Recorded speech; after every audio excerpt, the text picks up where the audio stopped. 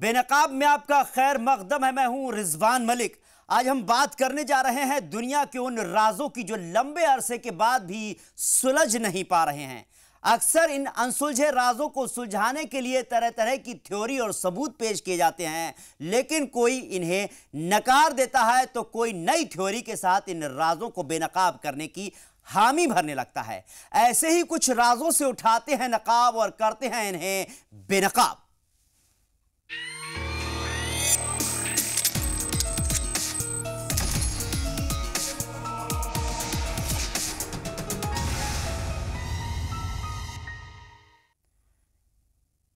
सबसे पहले बात अटलांटिक महासागर में मौजूद बरमूडा ट्रायंगल की।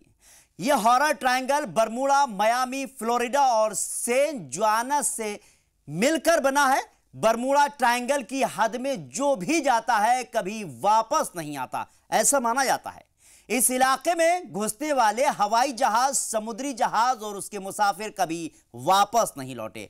बरमूडा ट्रायंगल इलाके में ऐसा क्या है कि लोग इसकी जद में घुसने से डरते हैं? क्या है जहाजों और मुसाफिरों के गायब होने का राज? देखते हैं इस रिपोर्ट में।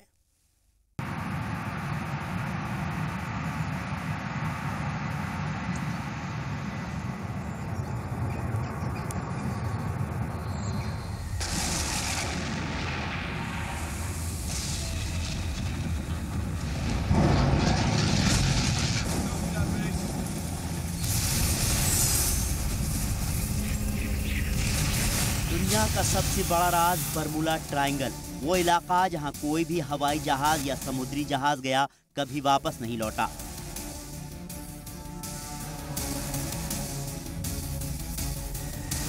अटलांटिक महासागर में बरमूडा ट्रायंगल ये वो इलाका है जहां पिछले 100 सालों में 1000 लोग अपनी जान गंवा चुके हैं। हर साल यहां औसतन 4 हवाई जहाज और 20 समुद्री जहाज गायब हो जाते हैं, लेकिन आज तक ना तो इस इलाके में गायब हुए जहाज का मलबा मिला और ना ही किसी इंसान का जिस्म।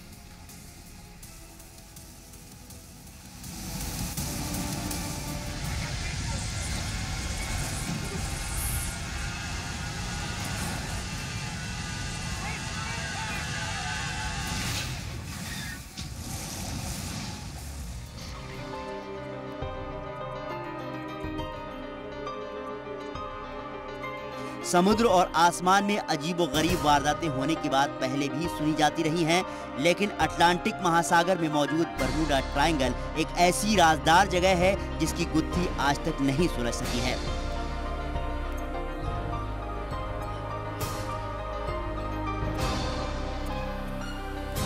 खास बात है इस इलाके में हवाई और बहरी ट्रैफिक बेतहाशा रहता है। इस इलाके को दुनिया के सबसे बिजी मरीन ट्रैफिक वाले वाटरवे के तौर पर जाना जाता है।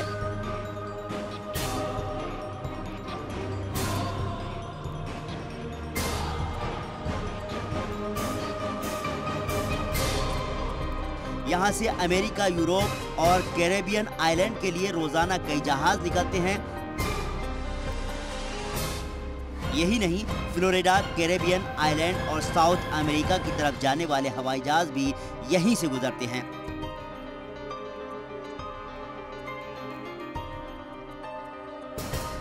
इतना हैवी ट्रैफिक होने के बावजूद यहां एरोप्लेन और समुद्री जहाज हादसों का शिकार होकर गायब हो जाते हैं और किसी को पता तक नहीं चलता।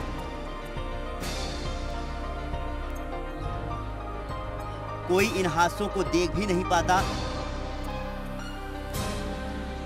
बरमूडा ट्रायंगल इलाके के जद में आने वाले जहाजों के पायलट को कहते सुना गया कि हमें पता नहीं हम कहां हैं, पानी हरा है और कुछ भी सही होता नजर नहीं आ रहा है।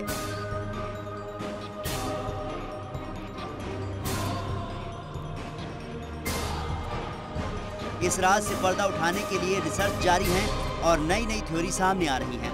ऑस्ट्रेलिया में हुई रिसर्च से पता चलता है समुद्री इलाके के बड़े हिस्से में मीथेन हाइड्राइड काफी तादाद में है। इससे उठने वाले बुलबुले भी किसी जहाज के अचानक डूबने की वजह बन सकते हैं। कहा गया कि बीते 15,000 सालों से समुद्री पानी में से गैस के बुलबुले निकलने के सबूत मिले हैं। इसके अलावा बहुत ज्यादा मैग्नेटिक फील्ड होने के चलते जहाजों के टूल्स यहां काम करना बंद कर देते हैं। इससे जहाज भटक जाते हैं और हादसे का शिकार हो जाते हैं। लेकिन अब साइंटिस्ट ने बरमूडा ट्रायंगल के राज से जुड़ी एक और थ्योरी सामने रखी है जो कई सवालों के जवाब दे सकती है।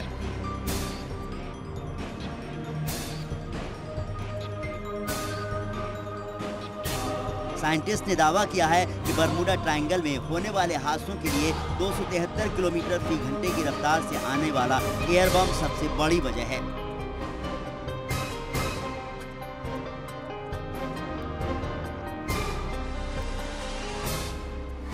जिसकी रफ्तार इतनी तेज होती है कि समुद्र की लहरें 45 फीट ऊपर तक मौत बनकर उठती हैं।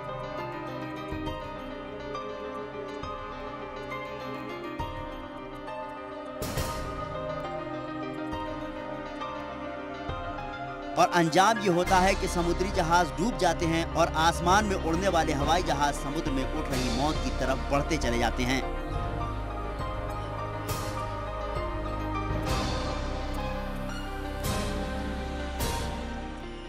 हेक्सागोनल क्लाउड जो हेक्सागोनल शेप होती है, तो जिसके 8 कोने होते हैं, उस तरह का क्लाउड एक शेप बन जाती है।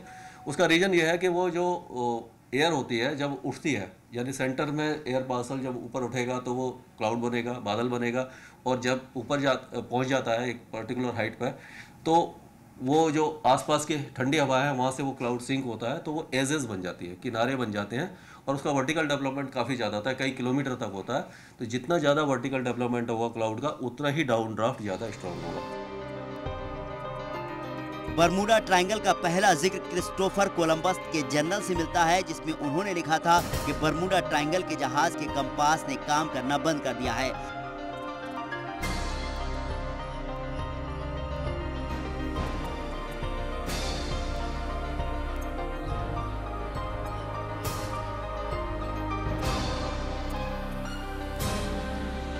उसके बाद उन्होंने आसमान में आग का एक गोला देखा। बरमूडा ट्रायंगल की तारीख कितनी डरावनी है ये महसूस करने के लिए साल 1945 का जिक्र करना जरूरी है।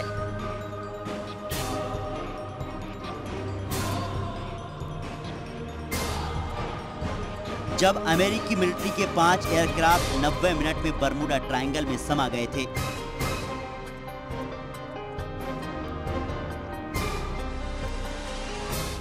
बरमूडा ट्रायंगल से जब भी कोई जहाज या प्लेन गायब होता है तो उसका मलबा नहीं मिलता।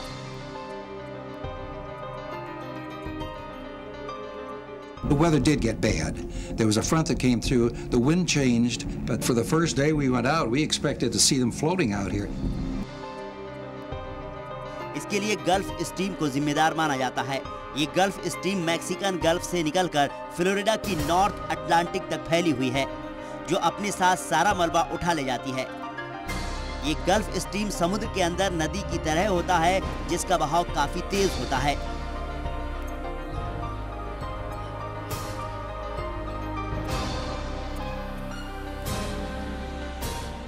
जो गर्म हवा ऊपर उठती है तो क्लाउड फॉर्मेशन होता है, और जो ऊपर जो ठंडी हवा होती है वो साइड से सिंक होती है, तो ये जो क्लाउड बन जाते हैं वो हेक्सागोनल शेप में बनते हैं। तो इनका जो एक्सपेंस होता है वो इतना ज़्यादा होता है कि 20 से 50 किलोमीटर 55 किलोमीटर तक होते हैं, और जो दायरा होता है जिस एरिया में बनते हैं कई हज़ार किलोमीटर का दायरा है। वो एक तरह से एयर बॉम्ब कह लो, या डाउन ड्राफ्ट इतना तेज़ी से आता है कि जब वो समुद्र की सतह से टकराता है तो जो लहरें उठती हैं वो 50 से 55 फीट तक उठ सकती हैं, तो जिससे जो शिप हैं वो डैमेज हो सकते हैं और सिंक हो सकते हैं। और अगर कोई एयरक्राफ्ट उस एरिया से निकल रहा है उस समय जब ये डाउन ड्राफ्ट है, तो कई जगह पे इस टाइप के बादल जब बने होते हैं तो इतनी तेज़ जो हवा होती है उससे टर्बुलेंस पैदा होता है, और वो जहाज भी या जो एयरप्लेन है, छोटा प्लेन है, तो वो भी सिंक हो सकता है।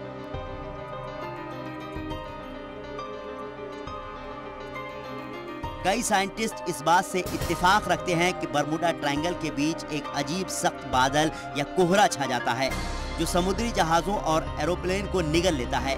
साइंटिस्ट की इस नई थ्योरी को माने तो बरमूडा ट्रायंगल का राज उन्हीं बादलों में छिपा है जो एयर बम पैदा करते हैं और हजारों टन वजन के एरोप्लेन और समुद्री जहाज़ों को तिनके की तरह बिखेर देते हैं।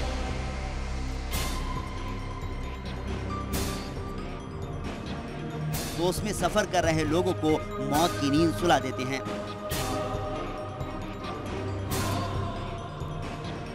इस जगह पर कोई भी नहीं जाना चाहता क्योंकि सभी को मालूम है कि इस इलाके में गुजरना मौत को दावत देना है।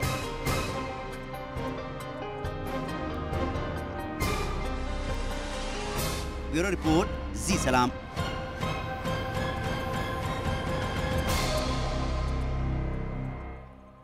फिलहाल वक्त एक छोटे से ब्रेक का। ब्रेक के बाद लेकर चलेंगे रोजवेल यूएफओ क्रैश साइट, जहां एलियंस की डेड बॉडी मिलने के दावे किए जाते हैं। साथ ही रूबरू कराएंगे खौफनाक जानवर मॉथमैन और उससे जुड़े राजों से भी।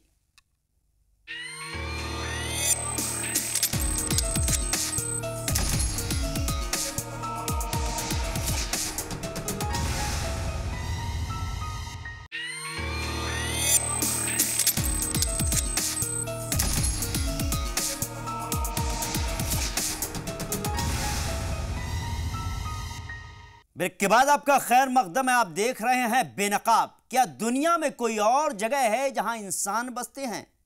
इस सवाल का जवाब पाने की तमाम कोशिशें की जा रही हैं। माना जाता है एक दुनिया और है जहां एलियन बसते हैं, जो हमारी दुनिया में आते रहते हैं, जिन्हें देखे जाने के दावे भी किए जाते रहे हैं। 1947 में तो दावा किया गया कि अमेरिका के रोजवेल में एक उड़न तश्तरी यानी यूएफओ क्रैश होकर गिरा, जिसमें सवार एलियंस की मौत हो गई। लेकिन अमेरिका इस तरह की वारदात को हमेशा से नकारता आ रहा है। पेश है ये खास रिपोर्ट।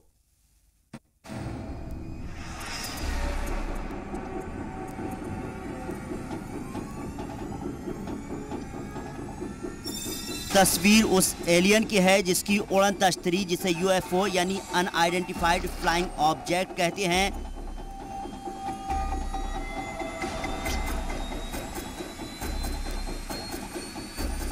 2 जुलाई 1947 में अमेरिका के न्यू मैक्सिको के रोजवेल में क्रैश हो गया था और कई एलियंस की मौत हो गई थी। वारदात को कई लोगों ने अपनी आंखों से देखने का दावा किया, लेकिन अमेरिका ने इस बात को कभी नहीं माना। उसने इस राज को हमेशा दबाने की कोशिश की।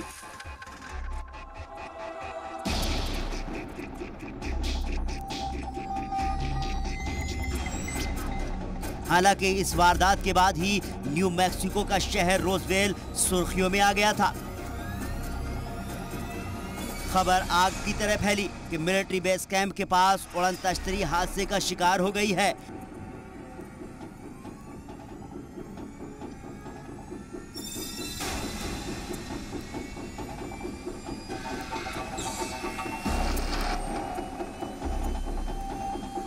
और उससे बरामद एलियंस की डेड बॉडीज को मिलिट्री ने अपने कब्जे में लिया है। हालांकि बाद में अमेरिकी फौज और एडमिनिस्ट्रेशन ने इन खबरों को अफवाह करार दे दिया।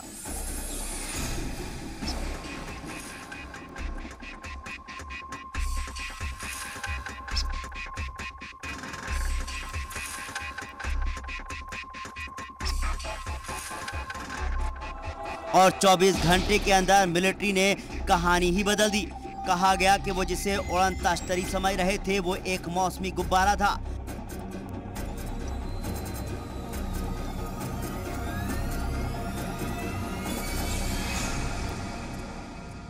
अमेरिकी फौज और अफसरान ने भले ही मामले को दबाने की कोशिश की, लेकिन कई चश्मदीदों ने रोजवेल में यूएफओ के क्रैश होने और एलियन की डेड बॉडी मिलने के दावे किए।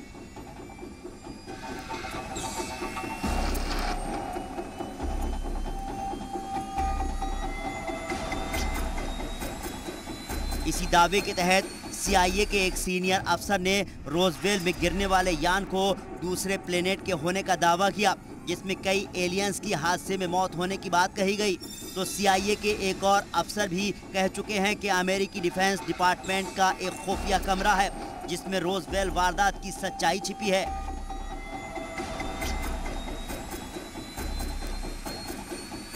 और उससे जुड़ी चीजें वहां रखी गई हैं।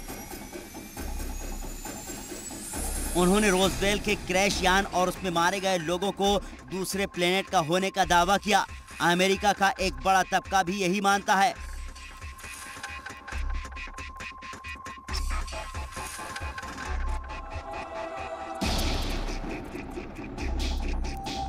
कि 1947 में मिलिट्री को न्यू मैक्सिको के रोजवेल में जिन मखलूकात के जिस्म मिले थे, अमेरिकी फौज और अफसरान ने उनकी गहराई से तहकीकात की थी, लेकिन अमेरिकी अफसरों ने इस पर पर्दा डाल दिया।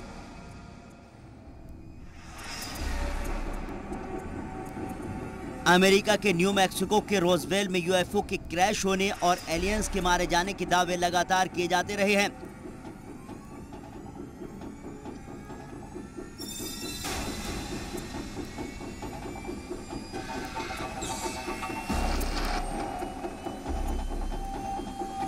तो अमेरिका इन दावों को नकारता रहा है, लेकिन इस मामले को 2015 में एक बार फिर सुर्खियों में ला दिया। दरअसल वारदात की आधी सदी के बाद मई 2015 को डॉक्टर एडगर मिशेल ने मैक्सिको सिटी के नेशनल ऑडिटोरियम में रोजवेल स्लाइड नाम की एक फोटो सीरीज जारी कर दुनिया भर की निगाहें इस तरफ खींच ली थी।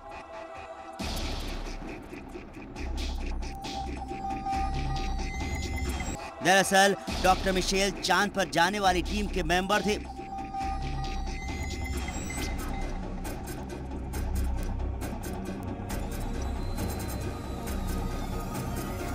कहा जाता है कि ये फोटो जियोलॉजिस्ट बर्नार्ड एरे ने कोडाक्रोम फिल्म का इस्तेमाल करके लिए थे, जिसमें दिखाया गया है कि न्यू मैक्सिको के रोजवेल में क्रैश यूएफओ में एक एलियन की लाश पाई गई थी।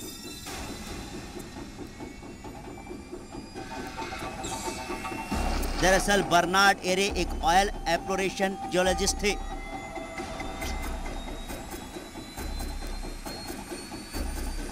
जो 1947 में न्यू मैक्सिको के रोजवेल में मौजूद रेगिस्तान में काम कर रहे थे। उसी दौरान एक मिस्टीरियस यूएफओ आकर गिरा, जिसकी फोटो उन्होंने ले ली थी, लेकिन ये तस्वीरें आधी सदी तक छिपाकर रखी गईं। हालांकि कुछ एक्सपर्ट्स ने इन तस्वीरों को फर्जी करार दिया था, जबकि यूएफओ इन्वेस्टिगेटर इन फोटोज की असलियत का पता लगाने की कोशिश में लगे हैं।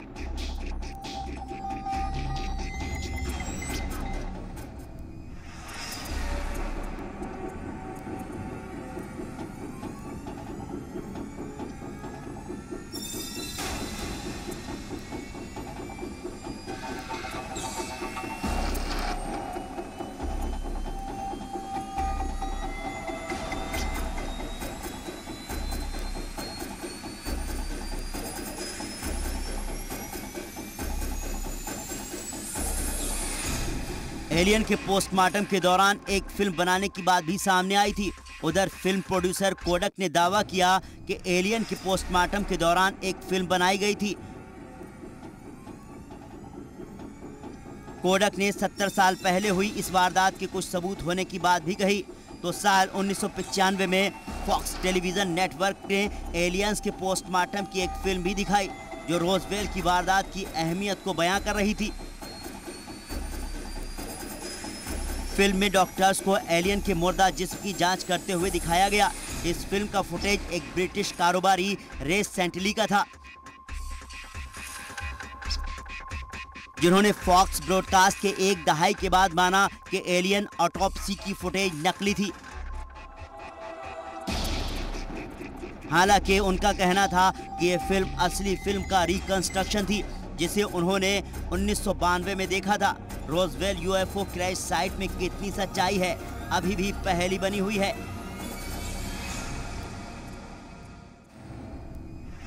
इस राज से नकाब उठेगा कि नहीं, वक्त ही बताएगा। ब्यूरो रिपोर्ट, जी सलाम।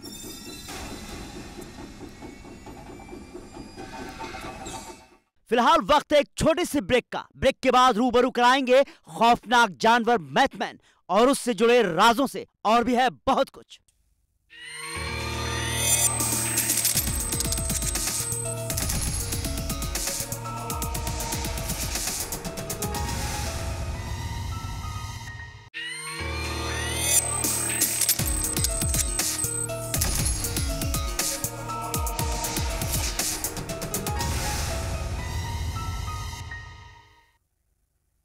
ब्रेक के बाद आपका खैर मकदम है। आप देख रहे हैं बेनकाब। और अब बात यूनाइटेड स्टेट के ओहियो शहर की, जहां 1966 में एक अजीबोगरीब तरह का जानवर देखा गया, जिसे मॉथमैन कहा गया। उड़ने वाले मॉथमैन को देखकर लोग खौफ खा जाते थे, जहां भी इसे देखा जाता वहां कोई ना कोई हादसा पेश आ जाता। 15 दिसंबर 1967 को ओहियो का सिल्वर ब्रिज देखते ही देखते चकनाचूर हो गया। इल्जाम मॉथमैन पर लगा, लेकिन उसके बाद मॉथमैन कभी नहीं देखा गया। क्या था मॉथमैन के देखे जाने का राज, देखते हैं इस रिपोर्ट में।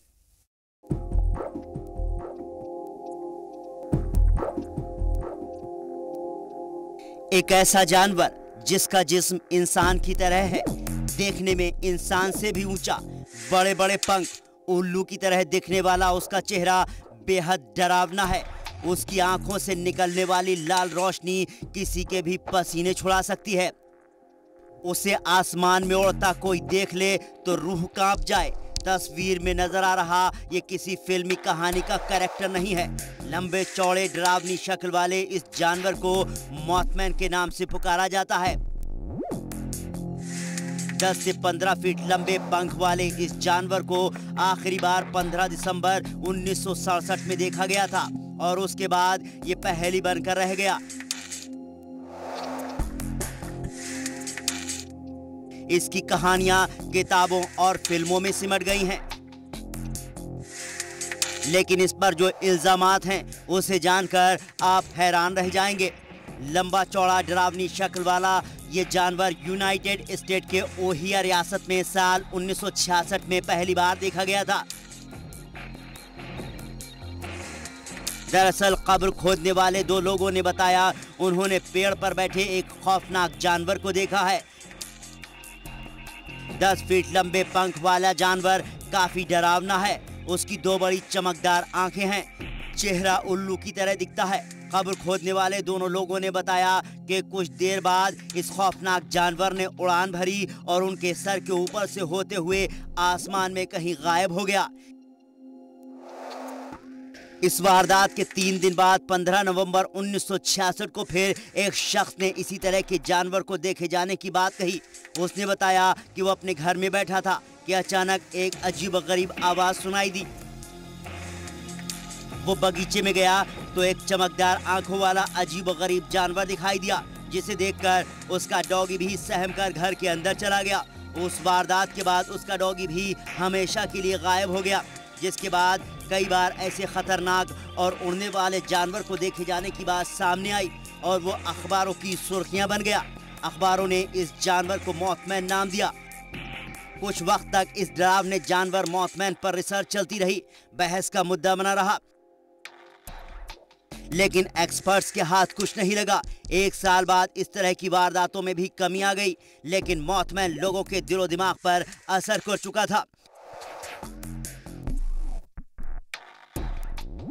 मॉथमैन का बार बार दिखना लोगों के लिए परेशानी का सबब बनता जा रहा था।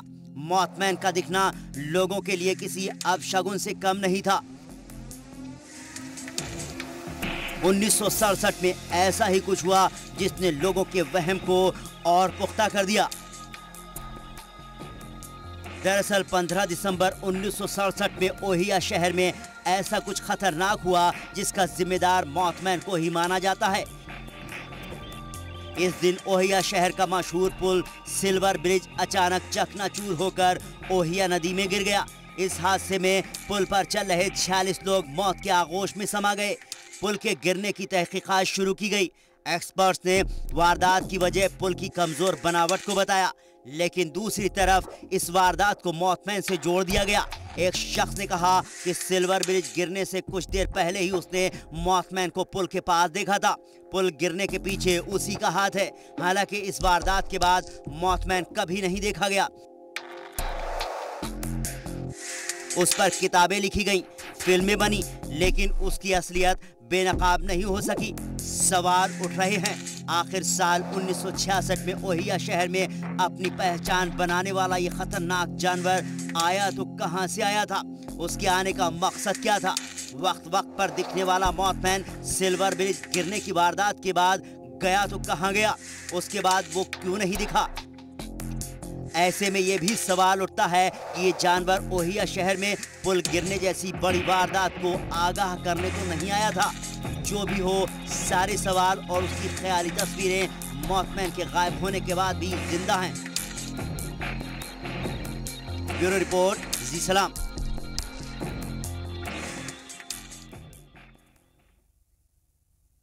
तो बेनकाब में आज बस इतना ही। कुछ और वारदातों के साथ हम फिर हाजिर होंगे। हमें दीजिए इजाजत।